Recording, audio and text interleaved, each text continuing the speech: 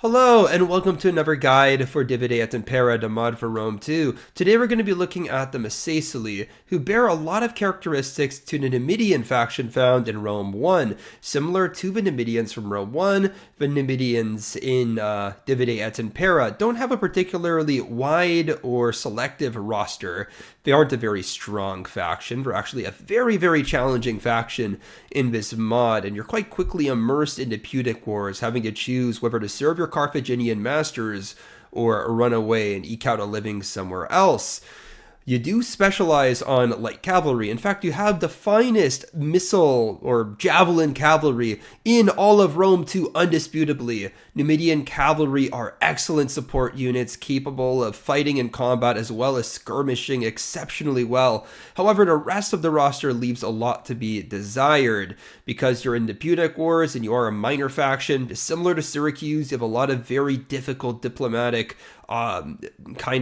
choices ahead of you in your campaign.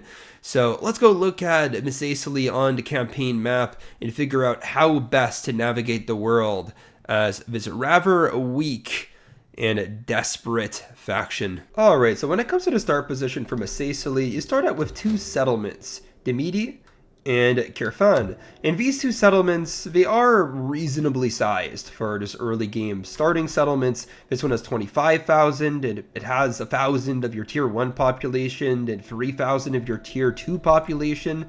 Demidi over here is a bit smaller with only 20,000 to start, but it still has a pretty reasonable 750 of your tier 1 and 2,200 of your tier 2.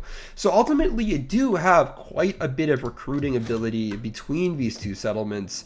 However, at the same time, this isn't a particularly stable province. There's a bit of Punic culture about, and just as you can see, like the public order is deteriorating quite rapidly. It's just, you aren't particularly well liked in this start position, and it will take a bit of investing for you to be able to stabilize your public order or just sticking around and maintaining the province. However, you might not even want to stick around, and I'm going to go over that right now. You see, when you start up this campaign, you are a client state of Carthage, meaning that this is a subservient relationship. You pay them taxes, and in exchange, they quote-unquote protect you.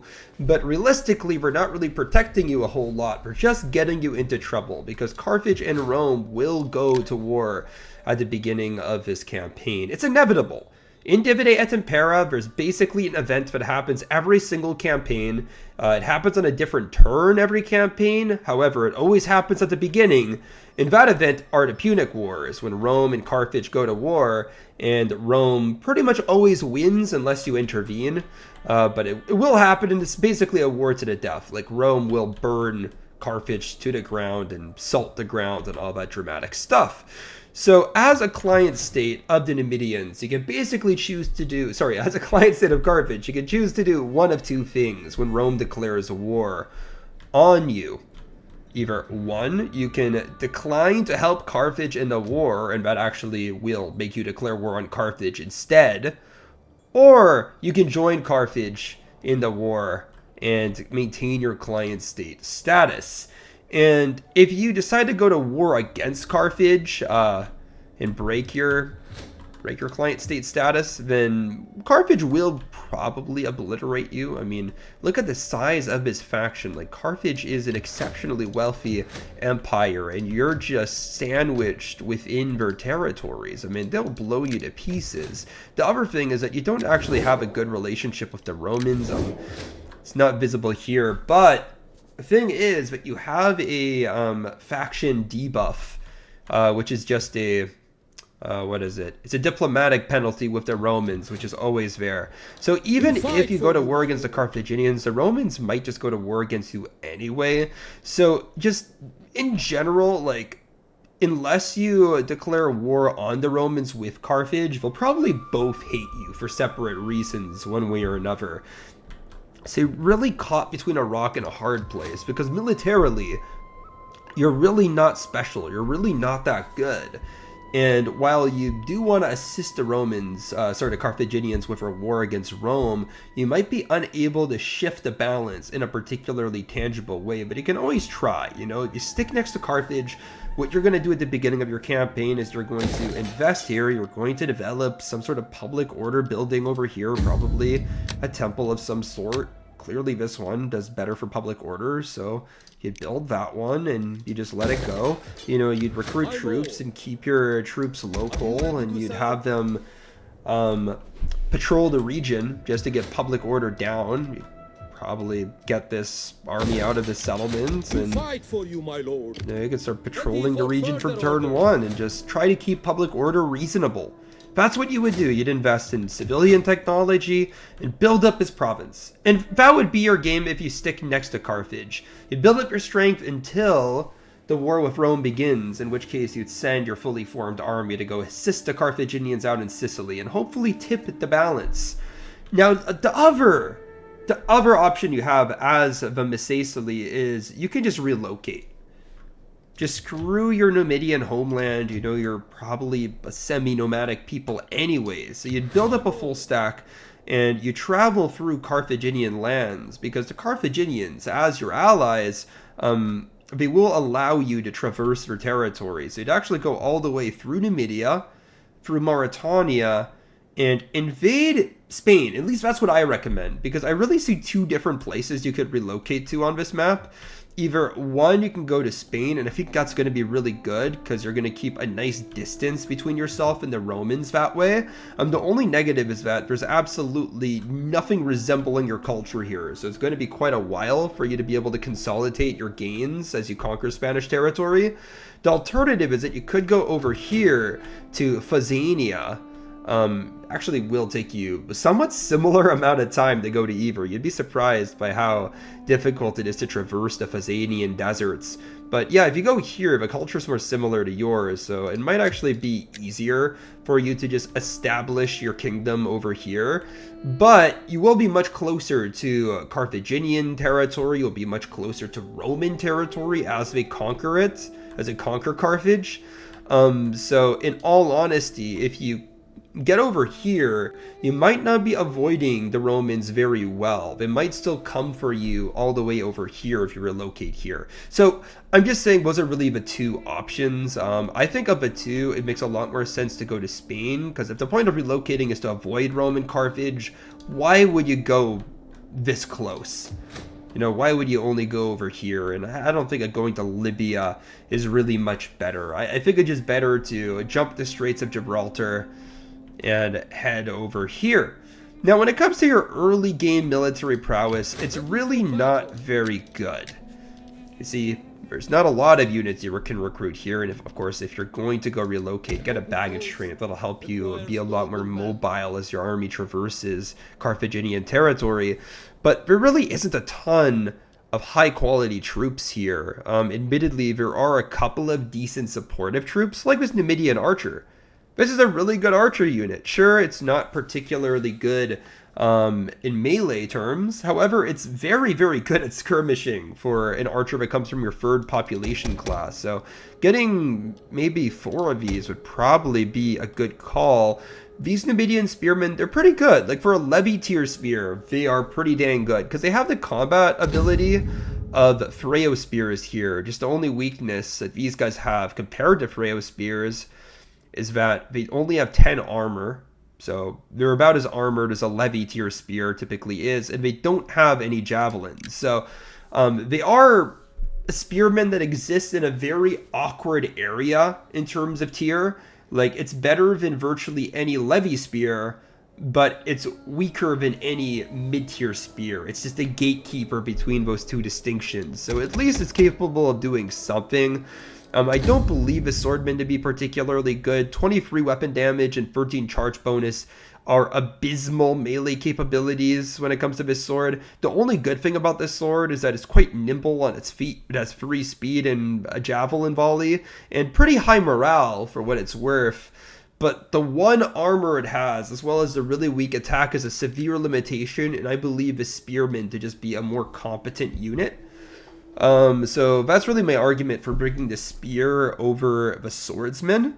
If you want to bring maybe 2 of these swords, you could, but I would mostly just make this army full of these spearmen when it comes to infantry. You already do spawn with 3 cavalry units, which is nice. And these are solid and very nimble Numidian riders. You can get this cavalry unit in the settlement, and it is a relatively cheap to maintain cavalry unit. They're made of your tier 3 population too, so they're easy to replenish. But I wouldn't take more than like 5 cavalry in your first army, so maybe 2 of these, a couple of swords.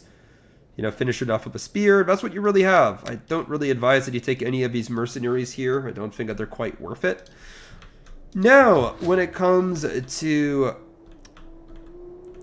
your starting province, the thing is that this settlement over here, Caspa, is controlled by another ally of the Carthaginians, so you wouldn't really want to attack them. I don't think it's particularly worth it for you.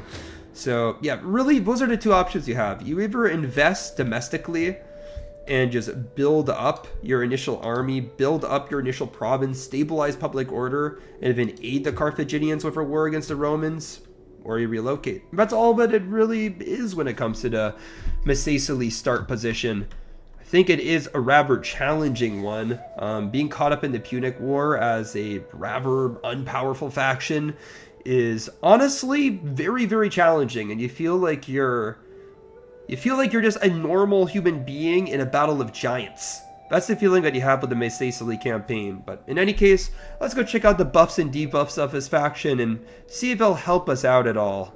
Now, when it comes to the buffs and debuffs that the Masaesyli have, they are pretty challenge-inducing. Like specifically, the buffs that the Masaesyli exclusively have, they will help their cavalry attain even more power than they already have. Like, you do truly have some amazing javelin cavalry, but this debuff right here, the decreased diplomacy with Latin cultures, is horrendous. Just so bad. It virtually means that you can't betray the Carthaginians and expect the Romans to be friendly to you. And that's terrible. Like, it would be nice if you can kind of choose who your master is. Like, you can either side with the Carthaginians or the Romans, and for them both to be feasible options. But this makes it impossible. You're either ride with the Carthaginians and die with the Carthaginians, or just go off on your own and relocate to somewhere in Spain or something like that. So this really is quite bad. However, these 2 buffs, increase reload for all cavalry and increased rank for cavalry recruits, they're pretty useful. They're pretty dang good. Increased rank for cavalry recruits is particularly good because experienced chevrons just add so much to your stats in Divide et Impera.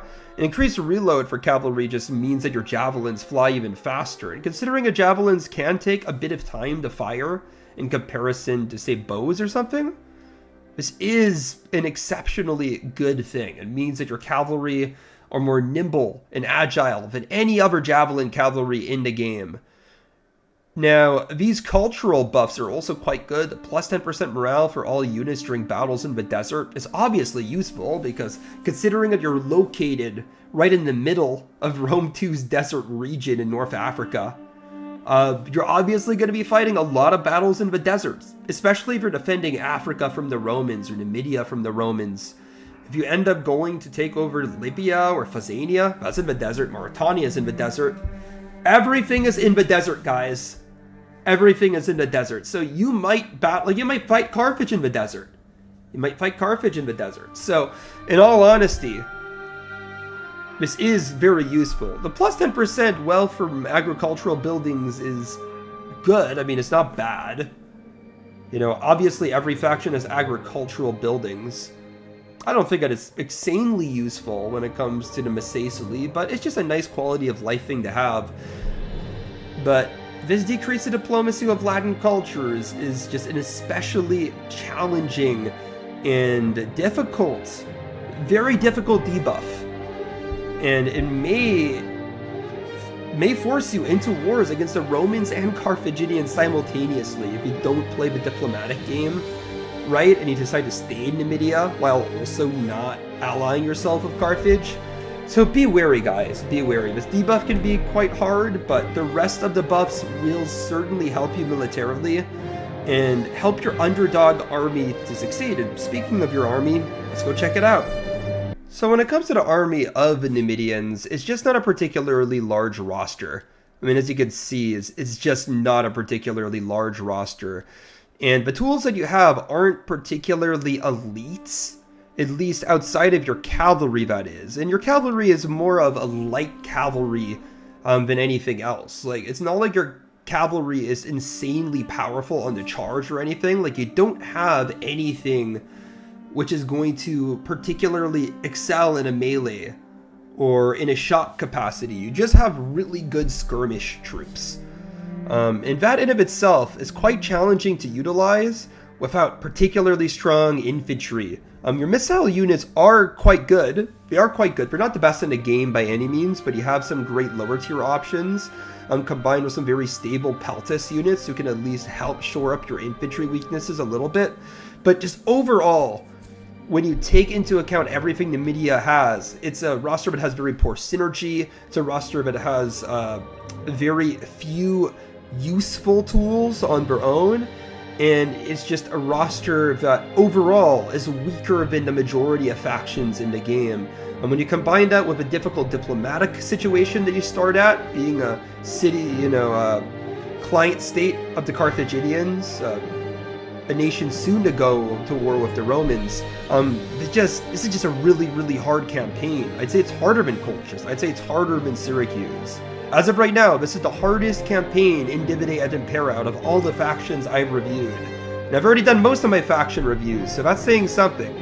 But anyway, when it comes to the generals that the Masaesyli have, you start out with the Numidian Guard. And admittedly, this is a very strong elite spear unit. It does come from your first population class, but it has elite fighting capabilities. Of course, this type of spear unit is an inherently defensive unit, so this spear is going to take a while to grind out troops. Simultaneously, an elite spear unit is usually more of like a supportive unit.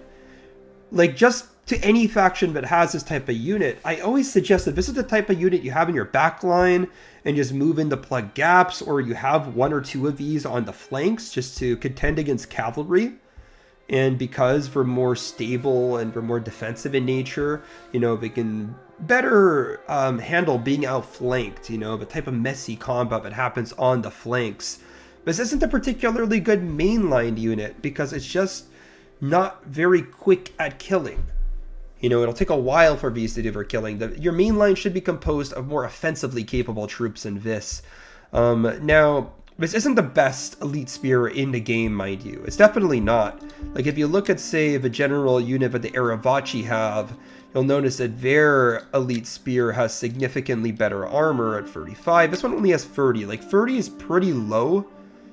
Pretty low armor for a unit like this. Also, 49 base morale isn't great. But the fighting stats of this unit are pretty good. Admittedly, though, I don't feel like the Numidians should have a infantry general, like, ever. And the next cavalry unit I'm going to show you is just so good that you'd be kind of dumb to take this unit. This is the unit that you should have. Just, its skirmish capabilities are wild. 7 shots per minute means they go really, really quick. Like, they just discharge for ammunition so quickly. It has also 9 ammo, which is quite rare for a javelin throwing cavalry. It does have 90 men, it's a medium mass cavalry. 95 range and 23 missile damage is crazy good for javelin cavalry, just so good at skirmishing. Once it's done skirmishing, it has great melee capabilities. The only weak stat here is that it has 33 armor, which isn't horrendous, but it's pretty low for an elite unit. But at the same time, it also has 8 speed. It also has 8 speed. This is as fast as the lightest of light cavalry, which is just crazy. We also have Numidian horse breed, which adds a little bit extra speed. I mean, in very specific situations anyway, it allows you to ignore terrain debuffs, which is really good. So if you're going like up a hill, you're just going to maintain constant velocity and stuff like that. So that's really good. It's just such a good unit. Such a good versatile unit. Not the best at shock because its charge bonus is only 40, But just overall, this unit's absolutely phenomenal. Great jack of all trades units. I think for virtually every army, this should be your general. I'd never really take the Numidian Guard because this unit's just a little bit pedestrian. Like, so many barbarian factions have a unit that's akin to this. And this unit is utterly unique. Utterly unmatched in its skirmish capabilities, at least as a javelin throwing skirmisher. And just in terms of his general maneuverability and stuff, it's just great. And you want your general to be nimble, fast, capable of getting out of danger. You don't want him to be attached to a 2-speed, heavy spearman. But in any case, moving on to your melee infantry, you start out with the Numidian swordsman, and I don't like this unit. I don't like this unit. It has the exact same stats as Freyo's swords, but instead of having 8 armor, this one decided to discard whatever armor the Freyo swords even has, and it has a mere 1 armor. That's just pathetic. This unit is unarmored. It doesn't have good melee capabilities because it only has 23 weapon damage, which is paltry, which is akin to, you know, Iberian farmers with swords, and 13 charge bonus, which is hilariously low. I mean, this brings this unit into slinger territory when it comes to charging. Like, what? This guy skipped leg day every single day or something? They just have very, very poor melee capabilities. And because of its 1 armor, this 46 base morale won't really keep this unit stable. Like, the moment that it starts getting pressured extensively, it'll run. The only good thing about this unit is that it does have 3 movement speeds, so it is quite maneuverable. However, I just don't think this is a particularly strong infantry unit. I don't think that you should be making much use of this at all. I much prefer the Numidian Spearman, which at least has better base stats and a little bit of armor. Now moving on, you do have Numidian Legionaries, but these guys are only available after turn 90 if you have enough Imperium. These guys get unlocked at the same time that the Romans get the Marian reforms. But this isn't a particularly good legionary unit. In comparison with a Roman legionary unit should make this quite evident. Let's go find the Romans. Where are they? There they are. Now, as these guys get unlocked with the Marian reforms, I thought it prudent to compare these with a Marian legionary. And as you can see, this Marian legionary has 38 armor, it has 18 charge bonus and 26 weapon damage. This Numidian legionary has 15 charge bonus compared to the 18 of the actual legionary, 25 weapon damage compared to the 26 of an actual Marian legionary, and 3 less armor as well, while not excelling in any capability more than an actual Roman legionary. Now, this isn't the weakest, like, end game heavy swordman in the game. Alright, I don't want to make it seem like it is. The Thorax Swordsman is worse in every single regard. This is better than the vast majority of Hellenic and Hellenistic melee infantry. However, it simultaneously is weaker than any good barbarian sword. It's weaker than some Eastern swords. It's absolutely weaker than any Roman legionary unit from Marian Reform onwards. And that's the thing. Like, outside of being able to beat back some pretty weak Greek melee infantry, or maybe the lower tier offerings of barbarian factions, this unit isn't going to do anything for you. And that's why I don't particularly like it. It just exists in this odd midpoint where it's mediocre, it's better than the worst, but it's worse than anything else. And I don't think that the Numidians have anything to compensate for this just general melee weakness, because for the reasons I've outlined, this is kind of mediocre considering the point that you get it in the game. And these guys are just mediocre from the onset. It's not like the spears truly make it up. Like, this spear unit has the same melee capabilities as a Freyo spear, but it lacks the javelin, and it lacks 10 additional armor that the Freyo spear has. And it's not like the Freyo spear is some sort of amazing unit. It's literally like an average unit for during like turn 60 onward. So these guys might be pretty good for like a turn 1 spear unit when many factions are just recruiting pure militia spears, which are obviously worse than these guys by a good extent. But once you pass that point, these guys are simply mediocre and not good. Which leaves you recruiting these Numidian Guard, which, by the way, like, think till turn 90. You only unlock these guys turn 90 if you have enough Imperium. Until then, you just have crap sword, crap spear, and elite spear, which isn't even that good, because 30 armor isn't good for an elite unit. Particularly because spearmen aim to be as defensively capable as possible. It's a little bit redundant to have such low armor on such a high melee defense unit, right? It kind of adds a little bit of a weakness to this unit. And believe me, like, any faction that has like good elite spears will most likely have one better than this. So this is kind of a placeholder, and just across all of these units, like this, if you consider this like a Freyo spear competitor, this as an elite spear, this as a legionary unit, and this as a kind of Hellenic style swordsman, when you put these guys in any category, you realize that they are bad versions of a unit from that category. So just overall, the melee offerings for the Numidians are both poor and measly in number, making the melee roster of the Masaesyli one of the worst in the game.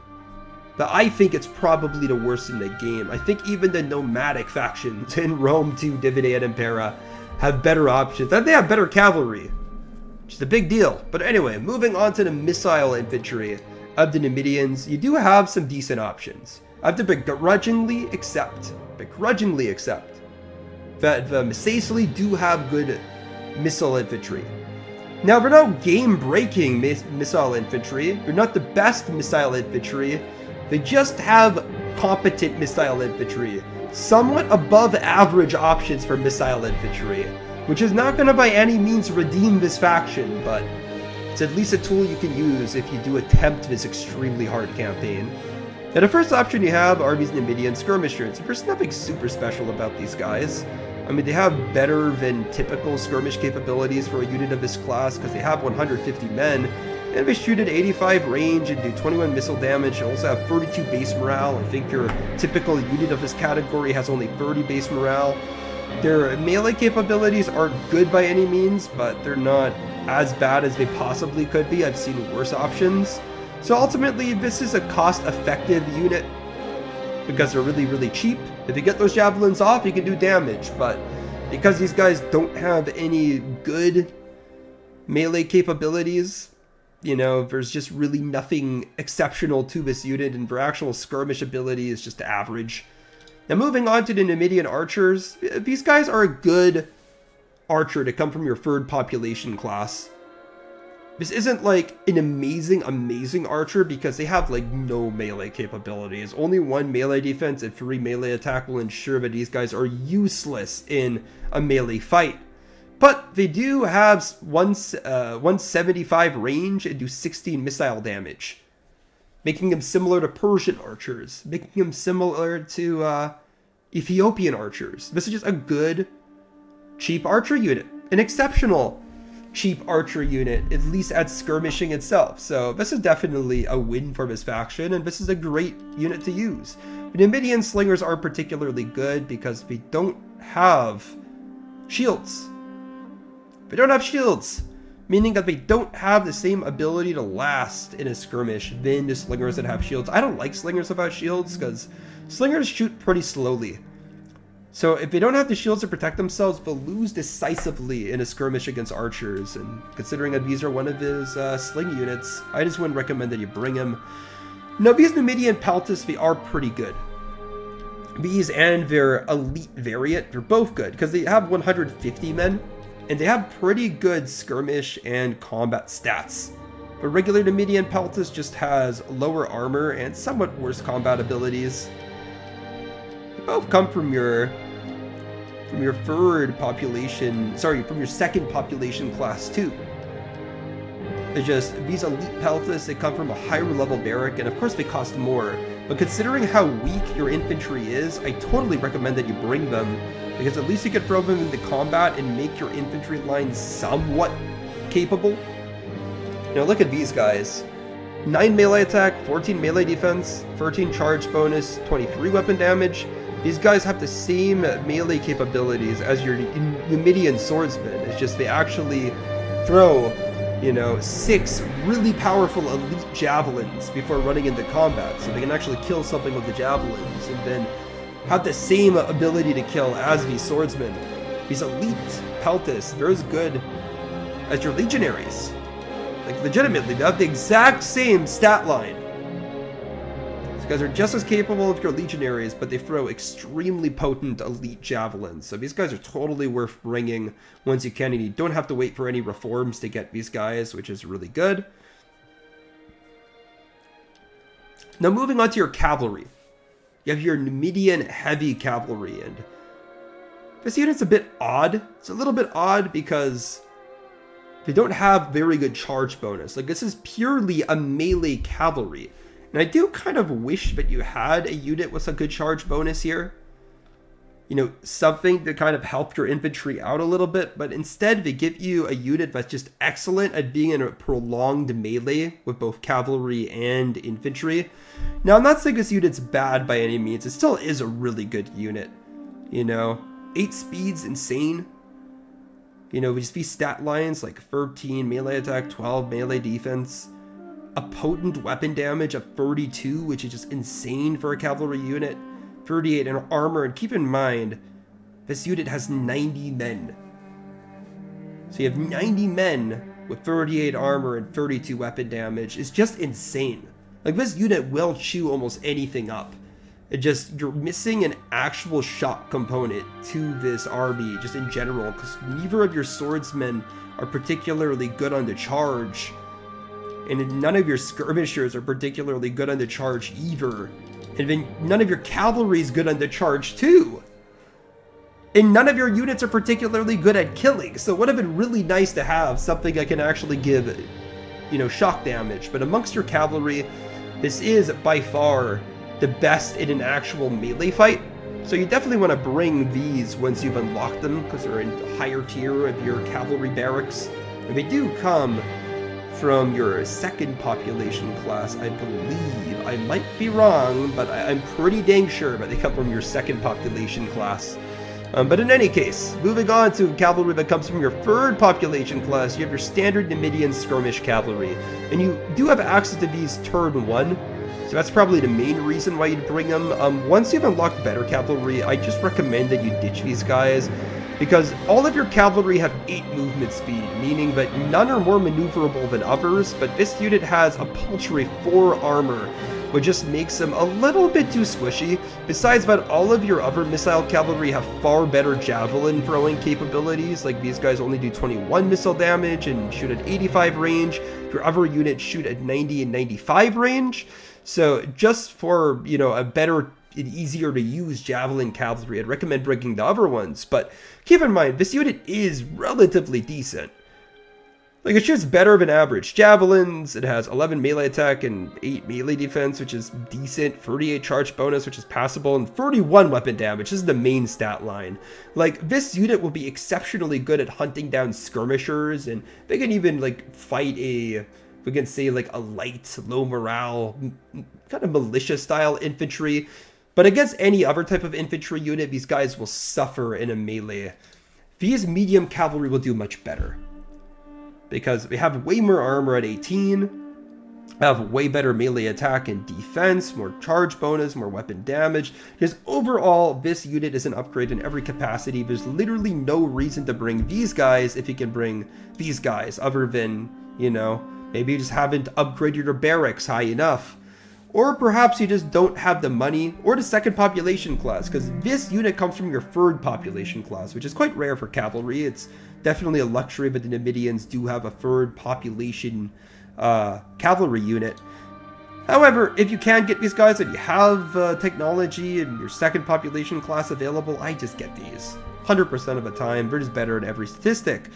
And if you can afford to, and have the first population class that you need in a settlement, get your noble cavalry. Get your noble cavalry.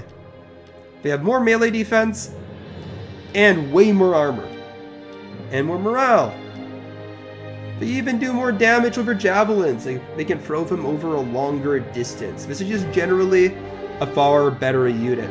And because they're all about as fast as each other, you don't really lose flexibility or any tactical capabilities. It's just you just want to get the best version that you can. That's really all it is when it comes to the Numidians. It's quite simple. All of these units are good in their own regard, but I question the ability of a player to like inflict massive losses with just these guys. Like these types of cavalry units would be a great accessory to a faction that actually has like capable infantry and stuff, but because you guys don't have it, you know, you have to use these guys as your main piece, and they're not really designed to be that in my mind. So I don't know, good luck with these guys. I don't really rate them that highly in the context of his roster, but that's just me. You also have access to elephants as the Numidians, but they're the crappy African elephants, which just aren't particularly good. These African war elephants come up with virtually no armor, so they just tend to die very quickly. But at the very least, you do have access to great skirmishers, right, both in cavalry and on foot. So you could probably protect your elephants from enemy skirmishers, and because you don't have anything with shock power. Elephants have shock. Elephants are pretty shocking on the battlefield, so you might want to bring them. They might be your only hope against some factions like the Romans, but I mean, good luck using them. After all, elephants are a bit of a risk. These African elephants aren't good, but these African war elephants at least pack a punch, and they have more men too. They're more armored. They just, in general, are a more impactful unit. So I bring the African war elephants of the two of these options, but ultimately elephants are a risk. I don't particularly like bringing them myself, but considering how bad this faction is, you might have to. And that's it when it comes to the Numidian roster. Overall, it's not a good roster. It's just all of this infantry is extremely limited. This missile infantry, while good, is not capable of saving this faction, because honestly, these like on foot skirmishers, they're good, they're not amazing. Like the Bactrians and stuff, and a lot of other factions just have way better offerings than these guys. Even the Medway that we just covered, I believe, are better.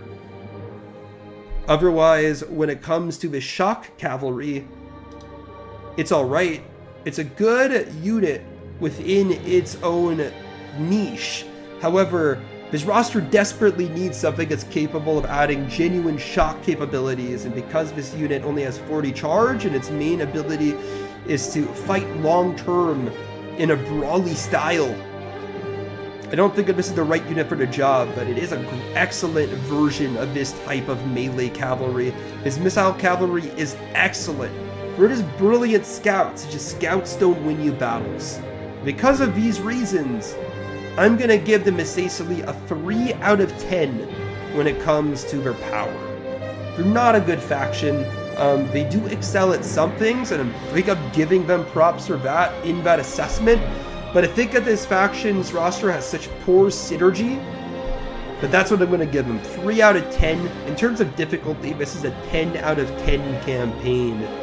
Just the context of being enthralled in the Punic Wars and having to choose whether you're going to serve Carthage or betray it, and you're not going to be close with Rome either. It's just such a difficult place to be in. Because this roster isn't great and the Romans possess the best roster in the game, it is just such an underdog battle to try to help Carthage against Rome anyways.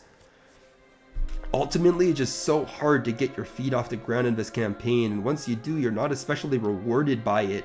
You just have to continuously play as a weak, mediocre, feckless faction. In terms of how much you should play this campaign, I don't think you really should, to be honest. You know, the Syracuse campaign is one that possesses immense challenge, but has charm too. You know, Syracuse actually has an interesting roster with some bells and whistles and some tricks, like the crossbowmen, the Syracusan heavy infantry, you know, excellent Alexandrian-style cavalry in some cases. This roster's not very good. This roster's not even fun to play as, because you barely have any units. You know, it might be fun to rush around with this cavalry, but if you're a cavalry-centric thinker, I would most likely play as the nomads, because they have a more fun cavalry experience, in my opinion. You know, the only reason why I would ever play this campaign is if I wanted to boast of beating the hardest campaign in Divide et Impera, because I think this is it. Or if I'm just a massive Numidian cavalry fan, you know, it's just your favorite unit, then go play as the Masaesyli and give them a try. Try to find what the true extent of the Numidian cavalry's power is. But in terms of how much I believe that you need to play this campaign, I think it's like a 1 out of 10. This just seems a lot more frustrating than good. And that's all I have to say when it comes to the Masaesyli.